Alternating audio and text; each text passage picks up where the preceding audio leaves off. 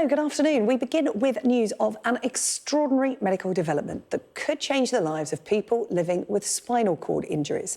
Scientists in Geneva have pioneered new technology which allows wireless communication between the brain and the spinal cord, allowing paralysed patients to walk again.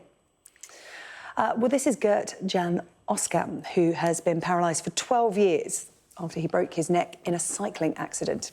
Implants the size of SIM cards were placed in his brain over the areas that control movement, one side for the left leg, the other for the right. A computer powered with artificial intelligence then interpreted his brain signals and sent an instruction wirelessly to a second device that was implanted in his lower back, bridging the damage to the spinal cord.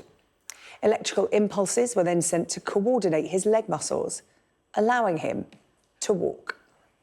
Came into the hospital in the Netherlands for the first time after I broke my neck. I was hoping they will offer me a system like this, but there was nothing. So I was a bit disappointed when I arrived in the Netherlands and they told me, you will never walk again anymore. We can't help you. And I think with this system, yeah, I can only wish it was happening to me 12 years ago, but I'm still pleased that I have it now. Well, this is quite simply extraordinary. I mean, you know, you use that word a lot, but this is a case where it's totally justified. This is our science and medical correspondent, Thomas Moore, to tell us more about it. We see him walking there through essentially SIM cards in his brain and it's connected to his spine. It's just wow, isn't it? I mean, he has a severe injury to his spinal cord in his neck after a really nasty cycling accident more than 10 years ago. But now they've managed to bridge that damage. They've reconnected his brain to his muscles and allowed him to walk again, to take a step again, to climb stairs. And it is quite extraordinary to watch the video. Yes, his walking is not fluid. It is hesitant and it's slow, and he drags his feet. But imagine the transformation for someone who is in a wheelchair because of paralysis, who can't even stand and look somebody directly in the eyes at their level, and he can do all that now. He can stand at the bar with his mates and have a beer and look them in the eye, and he says for that, it's a psychological and a physical thing. And it is because of this extraordinary technology that they have been able to decode that jumble of brain signals from the part of the brain that controls muscles but can't get through the spinal cord at the moment, and then with artificial intelligence turn that into electronic signals that wirelessly go back into the spinal cord and coordinate the very complex muscle movement that leads to walking. Quite extraordinary. And the doctors have been working on it in Lausanne, in Switzerland, believe that this is a transformation for people living with paralysis. And I spoke to them earlier today.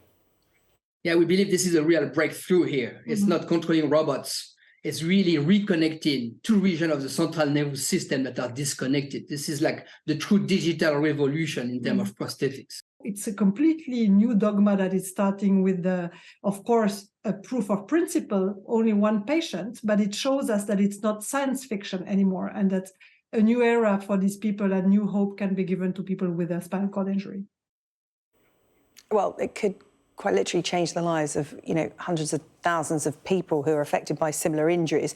But at what stage are we at with this, Thomas, in terms of, is this just the initial stages? When can, you know, people at home affected perhaps get involved in this? Yeah, just on the numbers, 50,000 people in the UK alone living with spinal injuries, and that goes up by 2,500 a year. Wrap that up worldwide, it's a lot of people, as you say. And they're optimistic that it could even be used for people who are paralysed through stroke. And that's a whole new category with many thousand more. So they are trying to roll this out, but you can imagine this is going to be expensive technology. And there is some disquiet amongst people who are disabled from spinal cord injuries that it'd be better to spend money on helping them adapt to life as they know it rather than reinventing the technology to allow them something which is difficult to regain. They've already made the adjustment to a wheelchair, better to help them to live well in that chair. So it's controversial, but nevertheless, take nothing away from the extraordinary stride taken through this technology. Interesting stuff. Yeah, that's an interesting angle, actually. Like you said, some people have been living with the injury for so long, they don't want the change. I mean, a lot will come with that in terms of, adapting to walk again. In that sense, what happens next, Thomas? Where does it go from here?